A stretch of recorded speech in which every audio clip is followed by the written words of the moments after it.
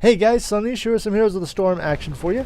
This game is going to be another kind of tutorial video.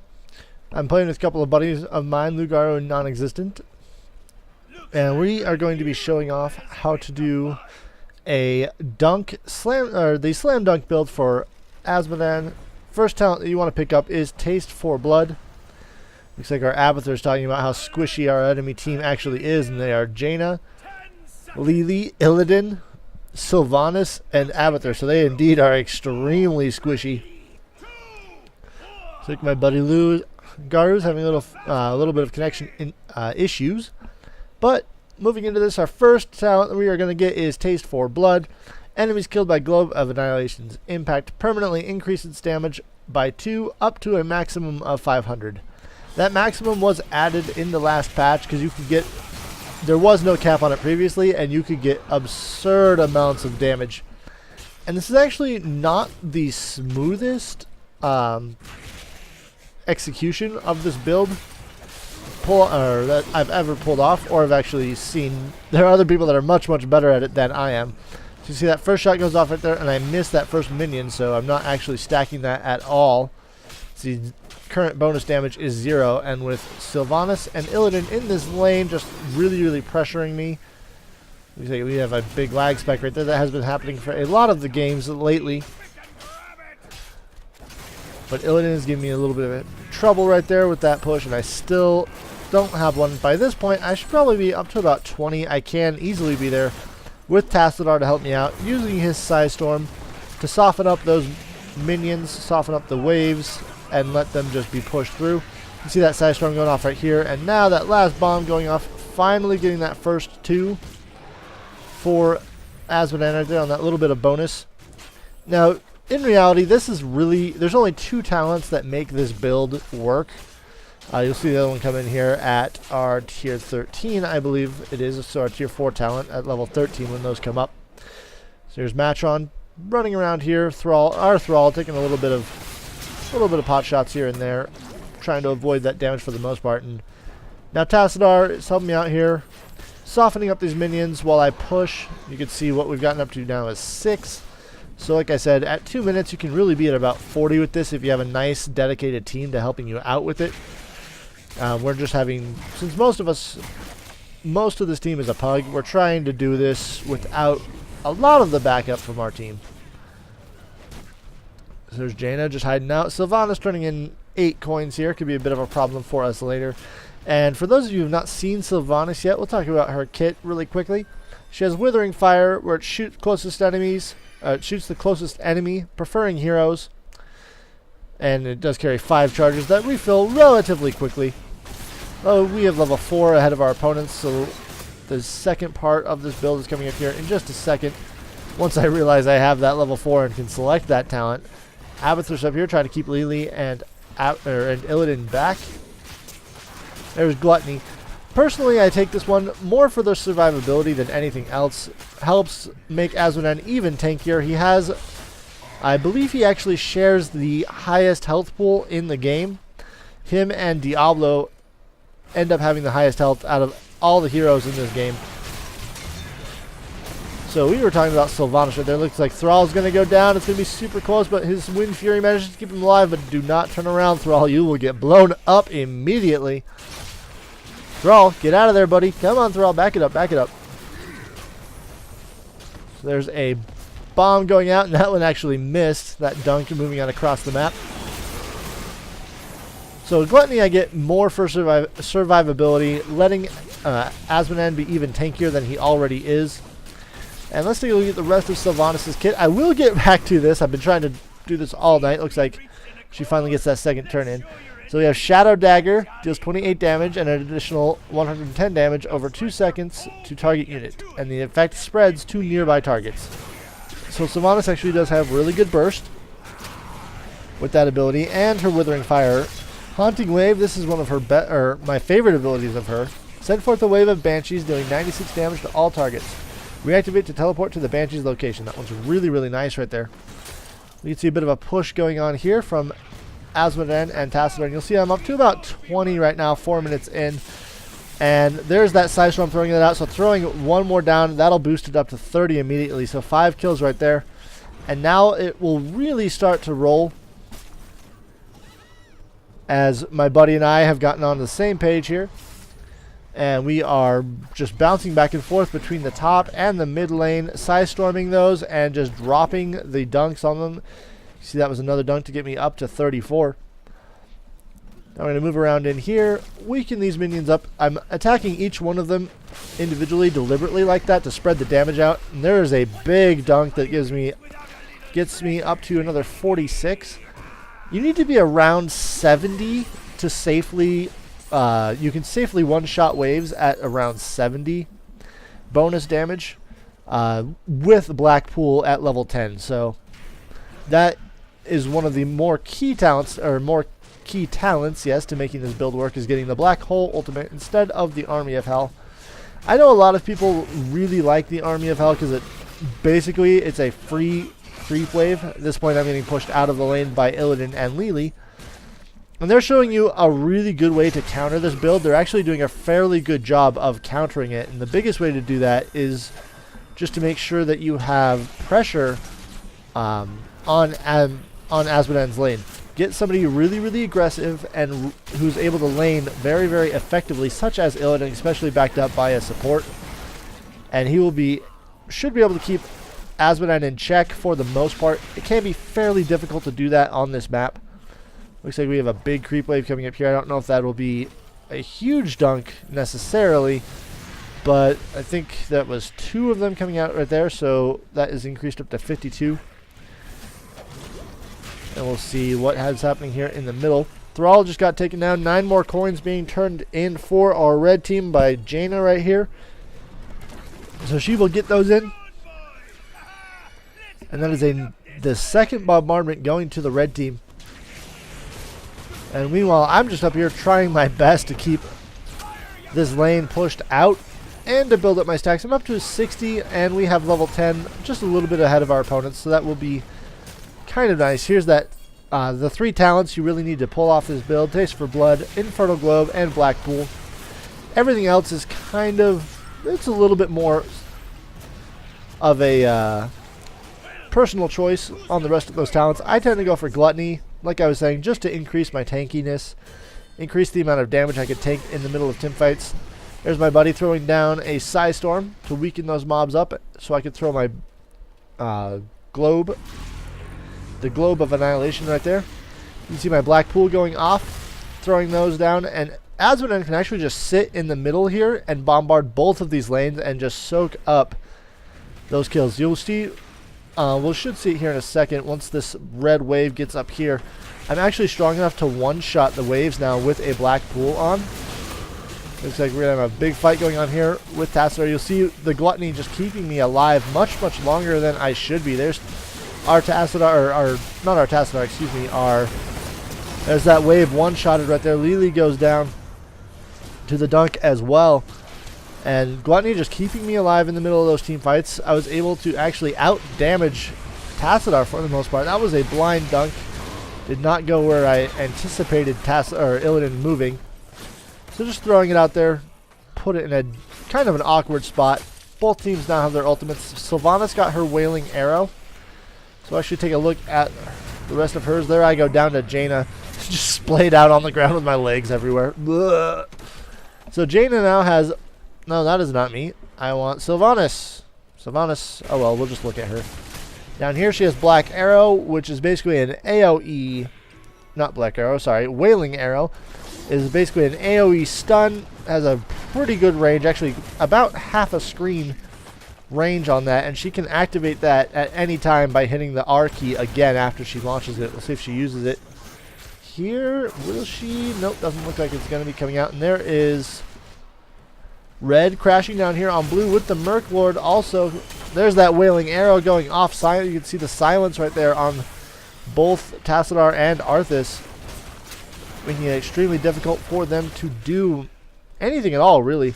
We're going to go back up here. Blackpooling, throwing that globe up, and you can see it just damage up. So at this point in the game, what Azmodan wants to be doing, about 100, you want to stack as quickly and as much as you can. Ideally, get to that 500.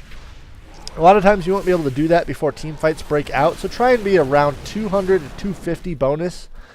By the time team fights start breaking out, you'll start doing upwards of 1,000 damage. You'll see 670 right there with that black pool, so it's around 250 to 300 that you really start doing. You do about 1,000 damage for that dunk. And just to kind of put that in perspective, if you have a Nova on your team, her ultimate, which has, I believe it has a minute-long cooldown, Precision Strike, does about 1,200 damage, and it has a minute-long cooldown. So if you can build this up, you are getting essentially Nova Precision Strikes every 10 seconds. Well, as long as you have a black pool charge up, but every 10 seconds you are getting those, because you'll see the cooldown here is 10 seconds on this. Black pool has a charge cooldown of 20 seconds. So if you think about it, you can really get one of those off every 10 seconds. So here's Jaina turning in a couple more coins. And you can see one advantage to having this. So it looks like Abathur is getting ballsy here, moving out to the center of the lane, walking out there, and then deep tunneling back home. So it depends on how aggressive you want to be. It's like Tassadar goes down right there, along with most of my team. Thrall moving in behind them. I'm not sure what he's doing right there. Throws off the Sunder before the Metamorphosis finishes, so there's no damage done to Illidan. And Thrall probably would have done more if he had just turned around and tried to fight, instead of trying to run. So next talent is up in this build, and we have March of Sin. Once again, this is a personal preference. I like to couple it with Gluttony so that I can reposition myself after using the All Shall Burn without having to actually cancel the spell, because it does take quite a lot. It does have a bit of an animation on it, so it takes a couple of seconds to start up. So it looks like red finally might get a turn in here. That's 8 coins. That is all they need. Oh, sorry, not red. That was, yeah, that was red. They need, this is weird. Why is my team's colors are red and the other team's colors are blue down here? That's a little weird. So I'm going to die right there immediately. What the, that said Azmodan, didn't it? There we go. Illidan goes down for the red team. I guess these colors are just switched. That's going to be a little confusing later for me. There's Jaina with 10 coins trying to stay alive. Her team desperately needs her to keep those going. And you'll see I died in that team fight, but we did take out Illidan for our efforts. And, oh, this is kind of nice. Looks like the Ollie, the creator of this UI, has actually added in a counter up here for how many coins that each team has. 15 and 2. So 15 for red and 2 for blue. Hopefully you can get those in fairly quickly. Here's Sylvanas moving in here on Thrall. We'll see what she, if Sylvanas can kill Thrall the way she did in the actual Warcraft. She's just running now. This is going to be pretty close. Looks like Tassadar swinging around, and that Side Storm should finish the job. Indeed it does. Sylvanas goes down right there. So here's Thrall moving forward, and at this point, we are 5 forts to 4, and 3 full turn-ins, the 12, the 10, 12, and 14 turn-ins, which to none for my team, for the blue team.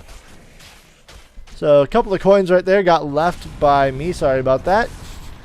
And we'll just check in here on my stacks. I'm at 184 right now. I could be doing better. I'm being forced into team fights earlier than I would like. With this build, ideally, I would like to jump to bounce around and forth. Oh, big mistake by me right there. Not moving down and checking that out to make sure Jaina's not turning in. She gets 3 of those in, and that is their 4th bombardment.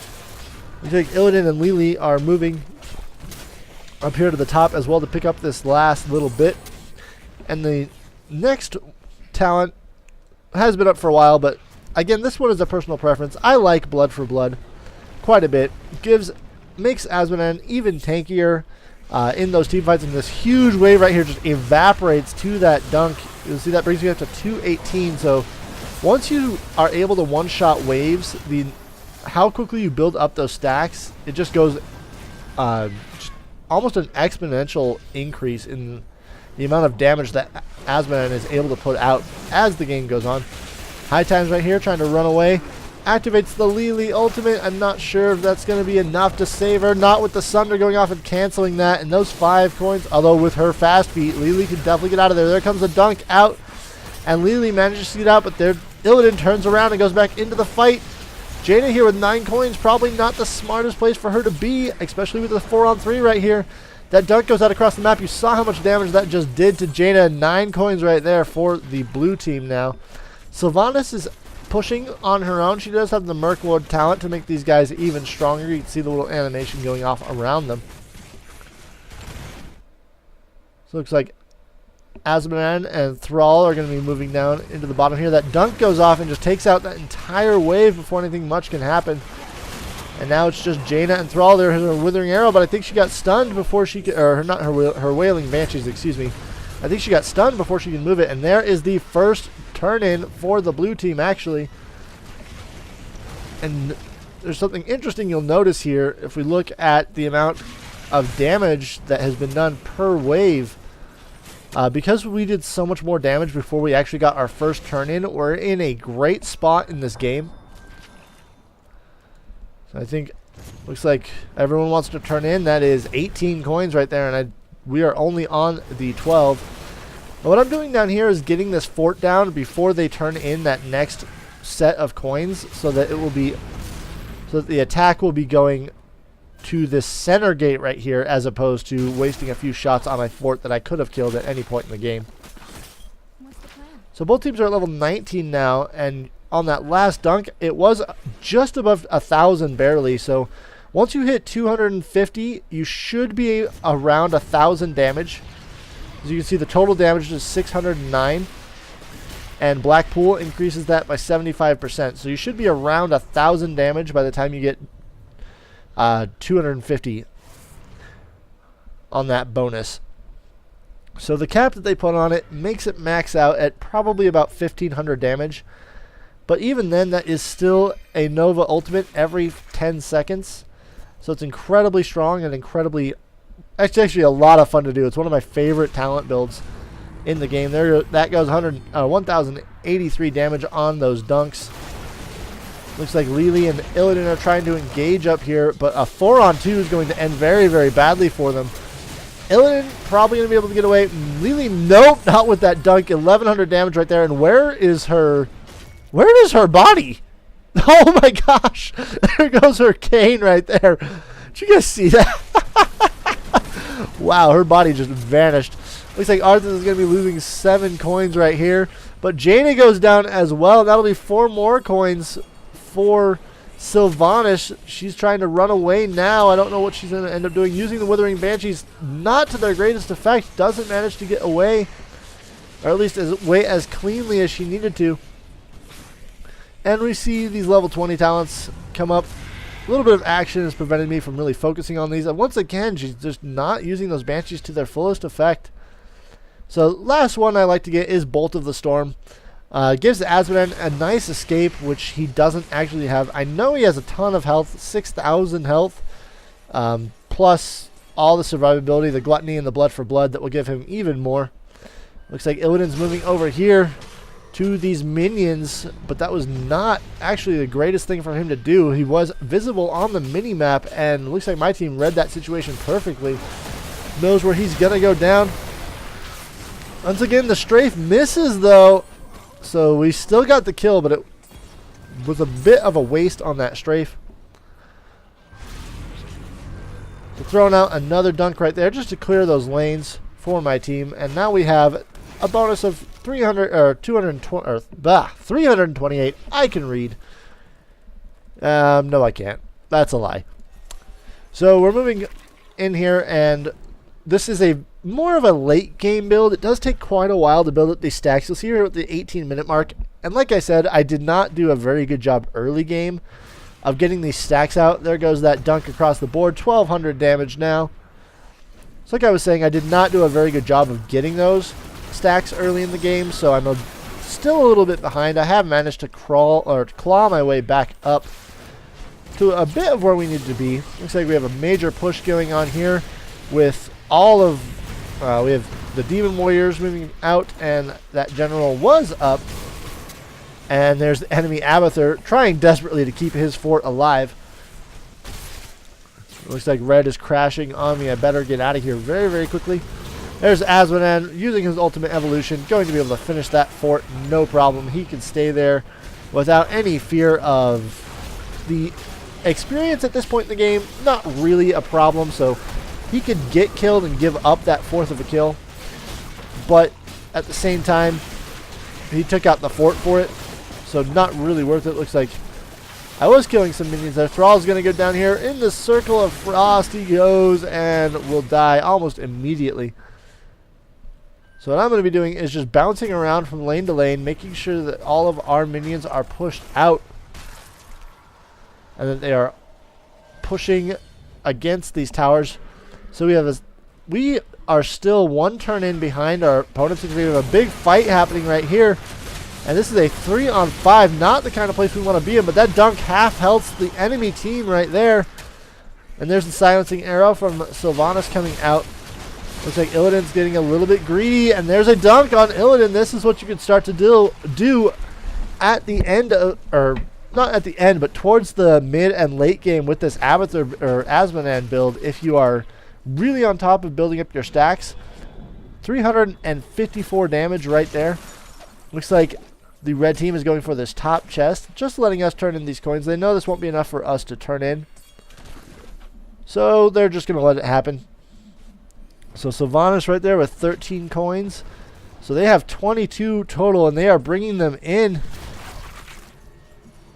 So to see what can happen here, there's a big dunk right there. Oh my gosh. Oh, that never gets old to do. Sylvanas goes down immediately and loses 13 coins right there. And that will be enough for blue to turn in and brings them up to even. And because of those early pushes and taking the objective a bit later in the game, they have been much more, or my team has been much more effective with our turn-ins and with this amount of siege damage that all of these bombardments are doing. Well, okay, they're all doing the same amount of siege damage. There's a set number of shots, but ours have been more focused on the interior keeps as opposed to the outside keeps. There's Illidan trying to come in and stop us from taking these mercenaries. I don't think that's going to happen. So, Abathur copying Thrall right there. And now we have a big push coming in from the top. Looks like enemy Abathur has actually gotten inside the fountain. Oh, let's save that Abathur Thrall. You get a nice dunk. Nope, looks like you're going to use All Shall Burn. Twilight Archon coming up, doing tons of damage everywhere. Oh, almost gets him right there, and the dunk will not quite finish him. Had enough shields from Abathur to survive that. And I need to go back and get some mana. So this build is very mana intensive. You're going to have to go back to the core quite often. So far this game I've been pretty good about it. Looks like Jane is down here trying to take some knights. And Abathur sees that, so I'm not sure. Jane is actually not doing a very good job of this. She should be able to clear this camp out much, much faster than she is. Take a look at what her talents are. She has gone all out Ice Lance. That's why I'm throwing a dunk down there just to try and get that extra kill off, but it looks like the auto attack will finish it instead of the dunk. So at this point, my team mostly attacking the core at this point.